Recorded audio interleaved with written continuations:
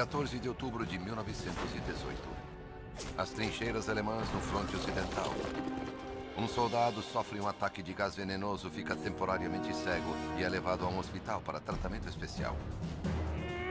Ali, sem visão e derrotado, ele toma uma decisão fatídica: entrar para a política.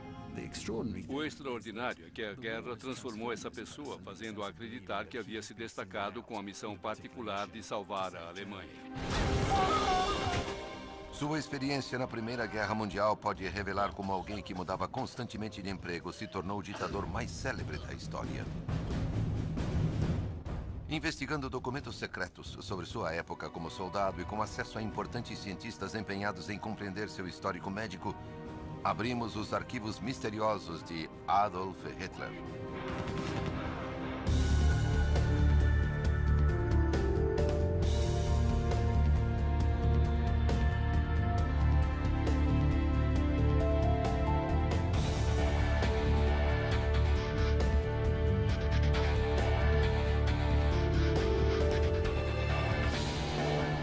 Arquivos confidenciais. Adolf Hitler. Munique, Alemanha, 1914. Uma multidão alegre comemora a notícia da deflagração da guerra na Europa. Em meio ao povo, há um artista pobre de 25 anos, Adolf Hitler. O professor Richard Evans publicou uma das histórias mais completas sobre a ascensão e a queda do regime de Hitler. A face dele brilha com entusiasmo, empolgação e realização. Para ele, é um sonho. A Alemanha agora luta, em seu entender, pelo domínio do mundo. Em agosto de 1914, a Alemanha invade a Bélgica e a França.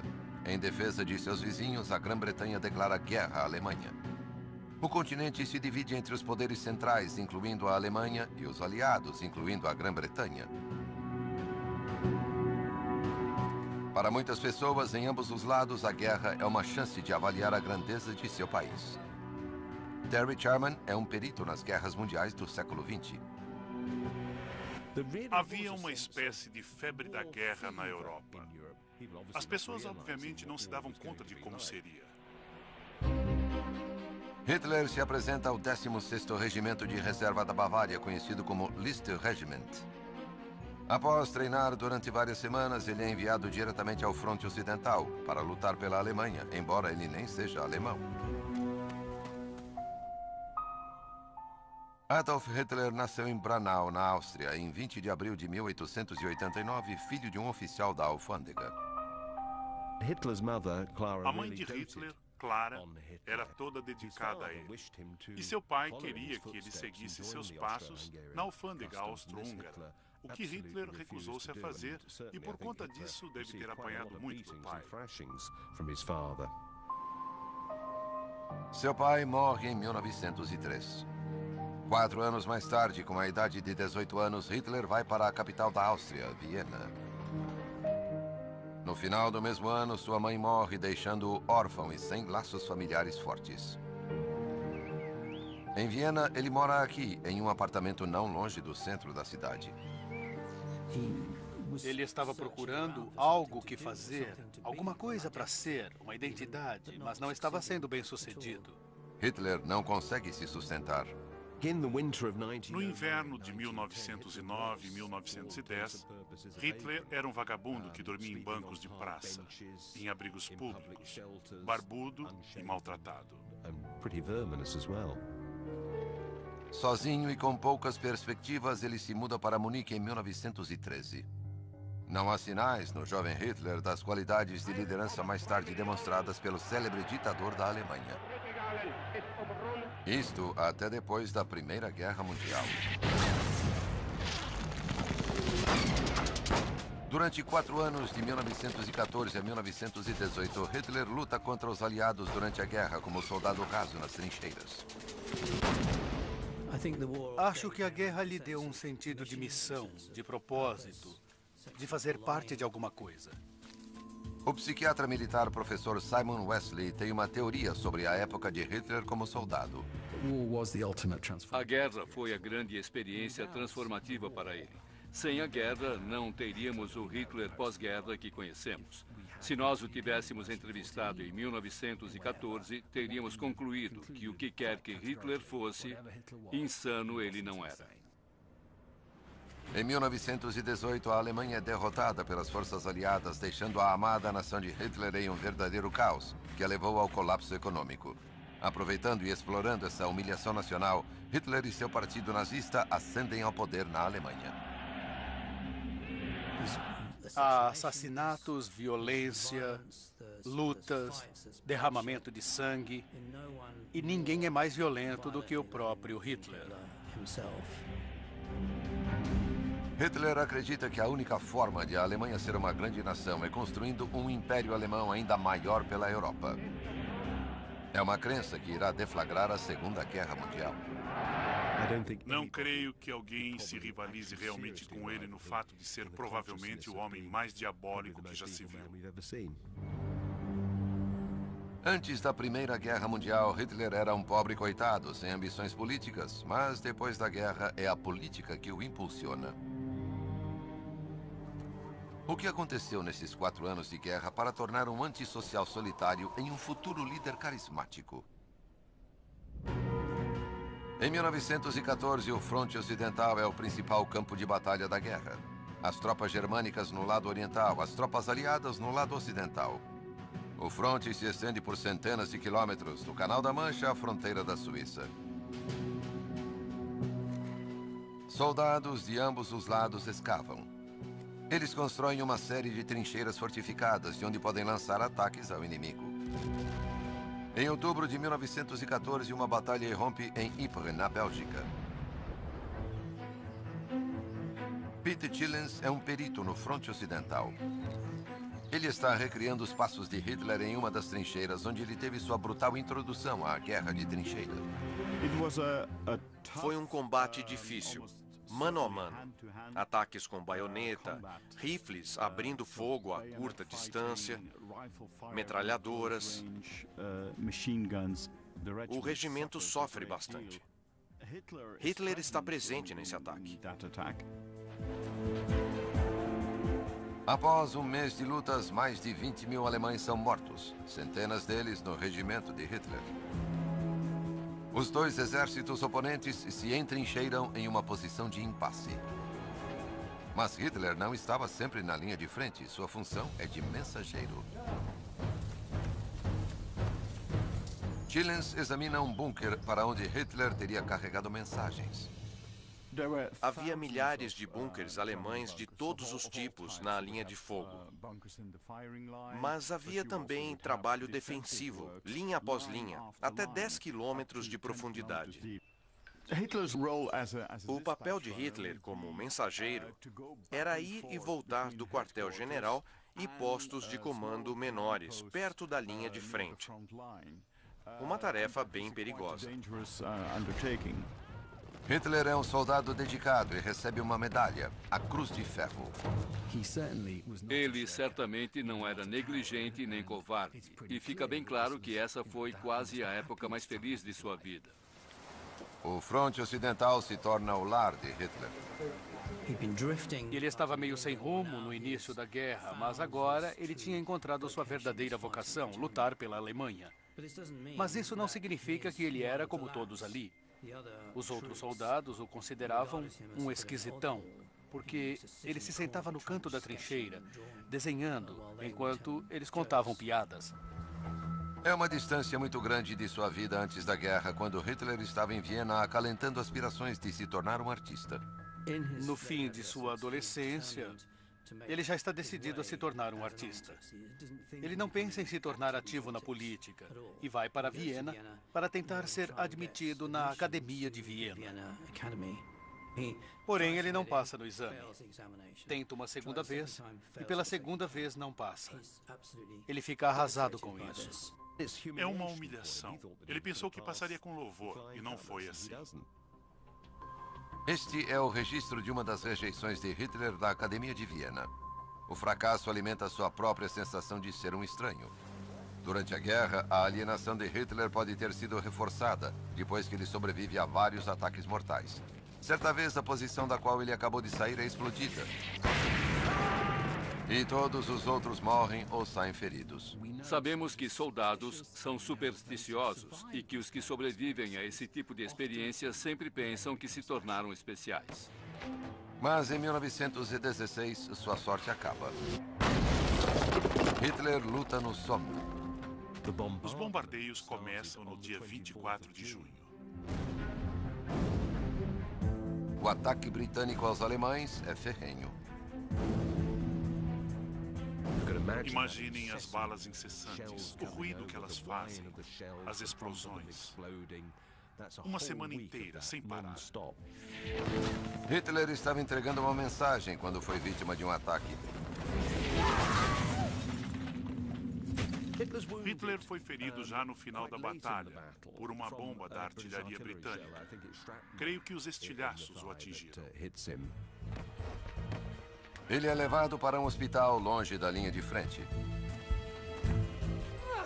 O importante sobre esse período é que Hitler afirmou que durante esses dias, suas opiniões sobre os judeus se intensificaram. A fonte do antissemitismo patológico de Hitler é muito debatida. Se analisarmos a vida de Hitler antes de 1914, encontraremos muito pouca evidência de antissemitismo. Ele leu material antissemítico antes da guerra, assim como grande parte da sociedade vienense. Mas, surpreendentemente, ele tinha boas relações de trabalho com alguns judeus. Mas foi durante sua recuperação em 1916 e 1917 que ele passou a acreditar que a população judaica da Alemanha não apoiava totalmente a guerra. Isso é um completo mito. Os judeus alemães, que eram menos de 1% da população, estavam representados nas Forças Armadas, na guerra. Mais de 100 mil judeus lutaram na guerra pela Alemanha e mais de 30 mil receberam condecorações por bravura. Após 6 meses longe da linha de frente, um Hitler recuperado retorna para as trincheiras. Um ano mais tarde, os britânicos lançam uma grande ofensiva contra as linhas germânicas. –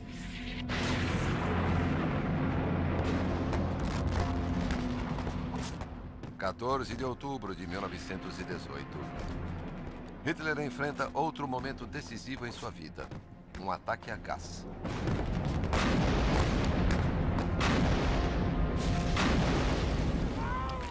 Mais tarde ele escreve: o ataque a gás inglês irrompeu. Por volta da meia-noite, alguns soldados de seu regimento caem ao seu redor.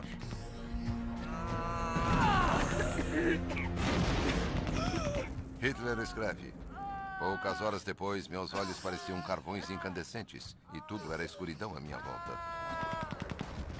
Ele foi cegado.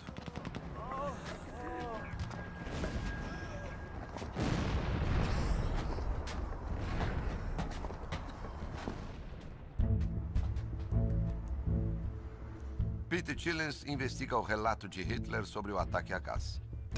Este livro é o diário do regimento de Hitler, publicado. Este aqui é raro, porque é um dos poucos relatos originais sobre ele, sem a intervenção dele.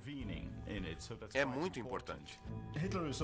Hitler é mencionado no livro. Ele está aqui, caminhando em uma das áreas de trás. Também há o relato do ataque a gás. Em 14 de outubro, houve um ataque ao lado direito da divisão. É muito claro e bem próximo à história pessoal de Adolf Hitler. O gás é liberado de latas ou lançado por morteiros das linhas inimigas. Quando estavam em patrulha, foram atingidos por bombas de gás. Houve pânico. De súbito, você está sufocando. Não pode ver, não pode respirar. Essa é uma arma de guerra devastadora. Durante o ataque, o gás venenoso teria afetado profundamente o corpo de Hitler. Bolhas na boca, bolhas na pele exposta. Os olhos incham e lacrimejam profusamente. Inalado, o trato respiratório inflama, tornando difícil respirar e incapacitando o soldado.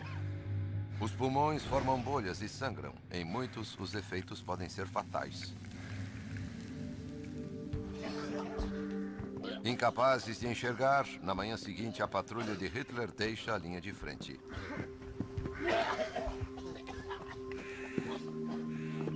Ele passa um breve período aqui, em um hospital temporário atrás das linhas alemãs. É avaliado e enviado para outro hospital a centenas de quilômetros do fronte. Os formulários de admissão apresentam o nome Adolf Hitler e os sintomas rabiscados como envenenamento por gás.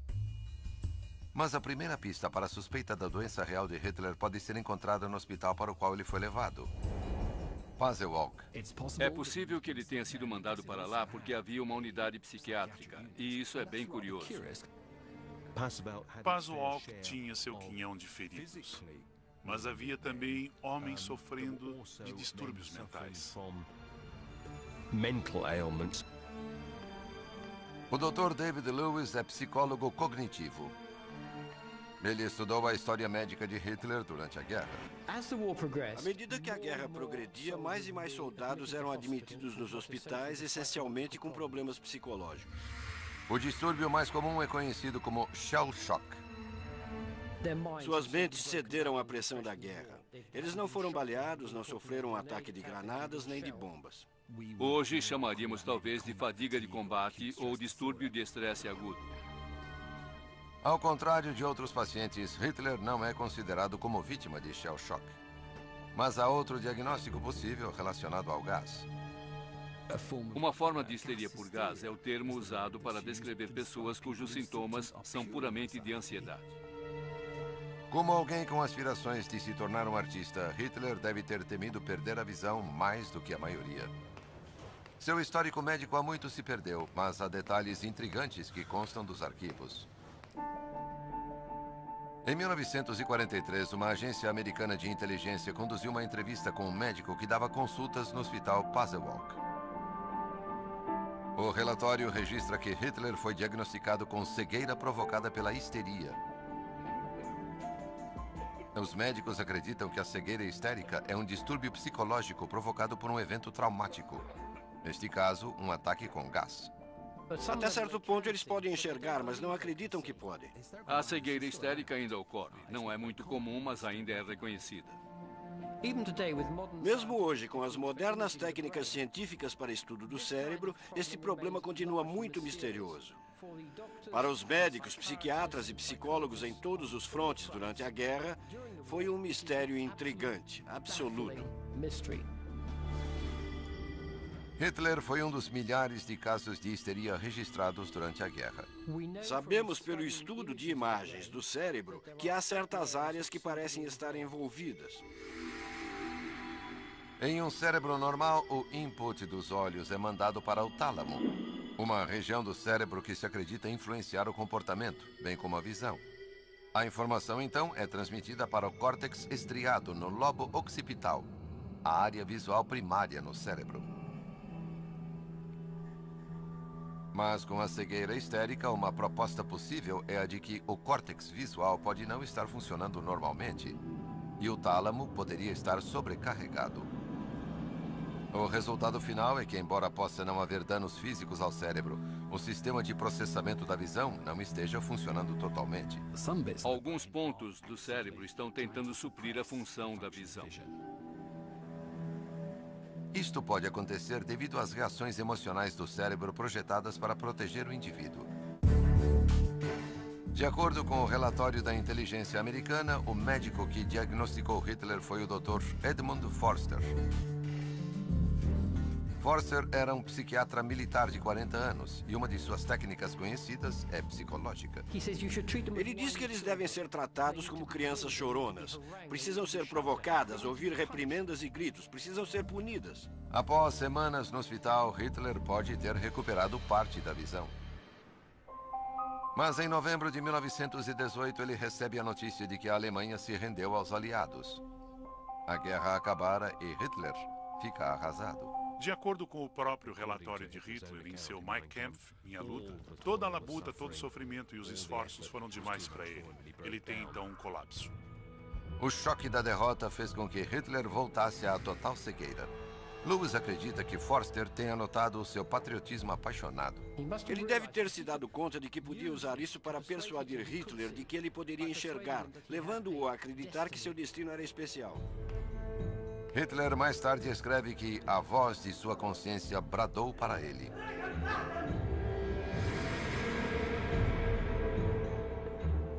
Sua visão retorna. E com ela o que ele proclama ser um novo caminho na vida. A política.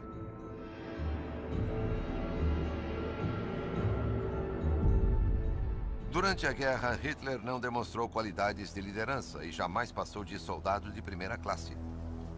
Mas no final da guerra, seu pensamento mudou.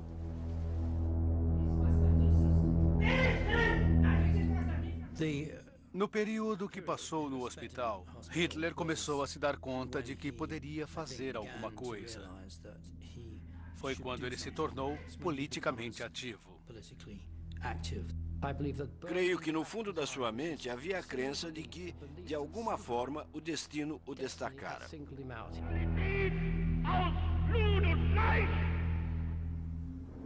Mas o mistério não acaba aí. Durante a ascensão de Hitler ao poder nas décadas de 1920 e 30, o Dr. Forster é o chefe de medicina na Universidade Greifswald, no norte de Berlim. Embora seja um alemão patriota, Forster não é simpatizante do nazismo. Forster sempre se opôs a Hitler. O relatório da inteligência americana de 1943 declara que o partido nazista decidiu silenciar Forster, possivelmente temendo que ele soubesse demais sobre a doença psicológica potencialmente embaraçosa de Hitler. Setembro de 1933. Um tiro é ouvido na casa de Forster.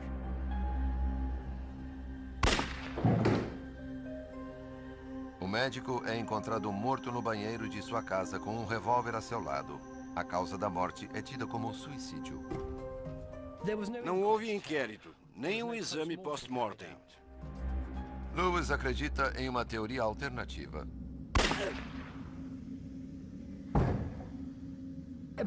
Minha opinião é que o assassinato de Forster foi ordenado pela hierarquia nazista que o considerava perigoso. O ataque a gás parece ter sido um ponto decisivo na história de Hitler. Mais tarde, ele usa o evento como propaganda, explicando-o como um momento de revelação e usando a derrota na guerra como tema central em sua política durante sua ascensão ao poder. Mais de 8,5 milhões de soldados morreram na Primeira Guerra Mundial. 1.800.000 eram alemães. Ninguém volta da guerra a mesma pessoa que era quando foi para ela. Graças a Deus, a maioria não acaba tão diferente como aconteceu com Hitler. Versão Marshmallow São Paulo.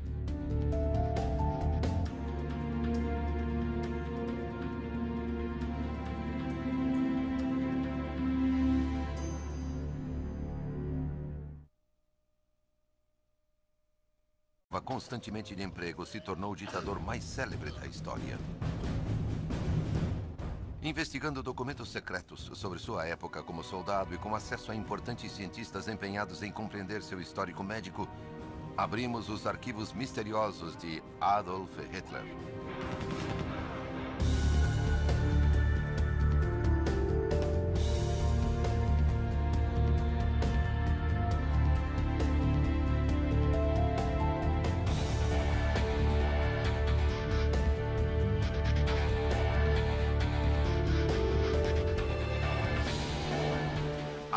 Entender pelo domínio do mundo.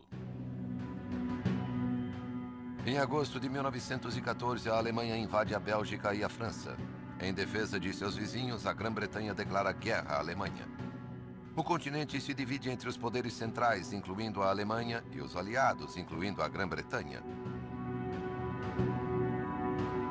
Para muitas pessoas, em ambos os lados, a guerra é uma chance de avaliar a grandeza de seu país. Terry Sherman é um perito nas guerras mundiais do século XX. Havia uma espécie de febre da guerra na Europa. As pessoas, obviamente...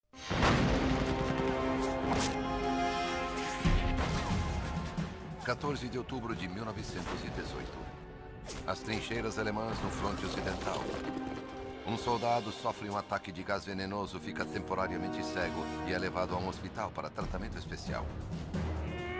Ali, sem visão e derrotado, ele toma uma decisão fatídica: entrar para a política. O extraordinário é que a guerra transformou essa pessoa, fazendo-a acreditar que havia se destacado com a missão particular de salvar a Alemanha. Sua experiência na Primeira Guerra Mundial pode revelar como alguém que mudava... não se davam conta de como seria. Hitler se apresenta ao 16º Regimento de Reserva da Bavária, conhecido como Liste Regiment. Após treinar durante várias semanas, ele é enviado diretamente ao fronte ocidental para lutar pela Alemanha, embora ele nem seja alemão. Adolf Hitler nasceu em Braunau, na Áustria, em 20 de abril de 1889, filho de um oficial da alfândega. A mãe de Hitler, Clara, era toda dedicada a ele. E seu pai queria que ele seguisse seus passos na alfândega austríaca. Arquivos confidenciais. Adolf Hitler. Munique, Alemanha, 1914. Uma multidão alegre comemora a notícia da deflagração da guerra na Europa. Em meio ao povo, há um artista pobre de 25 anos, Adolf Hitler. O professor Richard Evans publicou uma das histórias mais completas sobre a ascensão e a queda do regime de Hitler. A face dele brilha com entusiasmo, empolgação e realização. Para ele, é um sonho. A Alemanha agora luta em seu